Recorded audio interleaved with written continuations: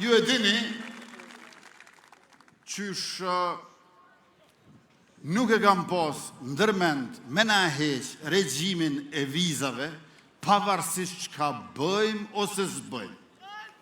Përdresa kanë qenë ato qeverit e mahershme, të korruptuara, të papërgjegjshme, të paditura, abuzive. E pra, u desht me shku ato qeveri, me ardhë qeveria jonë që të bëhet liberalizimi i vizave. Ngjajshëm, të dashur qytetarë, krejtësisht ngjajshëm. Ne nuk do të mund të bëjmë hapa të hovshëm drejt integrimit në Bashkim Evropian, nëse nga shteti ynë nuk largohen nga postet e larta njerëzit të cilët janë ose me mungesë integriteti, ose me mungesë kompetence, e zakonisht të dyja këto. Këta duhet të largohen nga ato pozita institucionale në Republikën Demokratike tonë, në mënyrë që të bëjmë hapa të hovshëm. Kjo do të thotë që mandati ynë i ardhshëm është mandat kur ata shkojnë. Sepse ne qëndrojmë. E ju e dini që kush qëndron, fiton.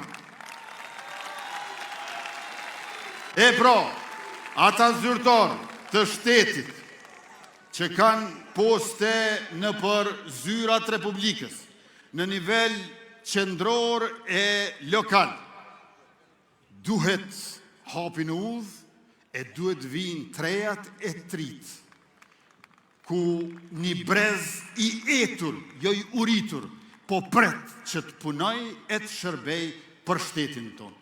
E atyre duhet të hapim rrugë. Për t'ju hap rrugë atyre, ne duhet të qëndrojmë e të fitojmë. Ndërka që ata të cilët kanë keq përdorur e ende mbajnë pozita, ata duhet të shkojnë. Ju e dini për kë e kam fjallën. E kam fjallën, nuk janë 10, janë 100, po më besoni që nuk janë mira. Për ata 100 veta që jenë në për zyrat shtetit dhe po na ndalin hovin për para, prej Blerim Isufajt e dejt e Samilu Shtokut.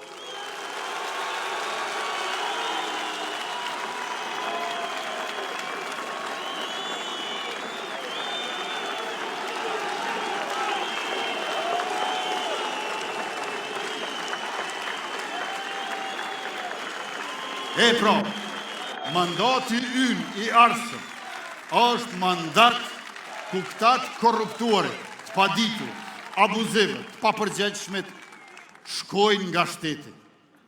Ne i respektojmë si njerëz, por nuk mund t'i vlerësojmë si zyrtar. Populli nuk i do, populli e do rinin, gratë, burrat, djemt, plesht e ndershëm, e punëtor, e të menqër. Dhe ata do t'a kenë shansin që të punojnë e shërbejnë për një hovë të madh të Republikës Kosovës në integrimin e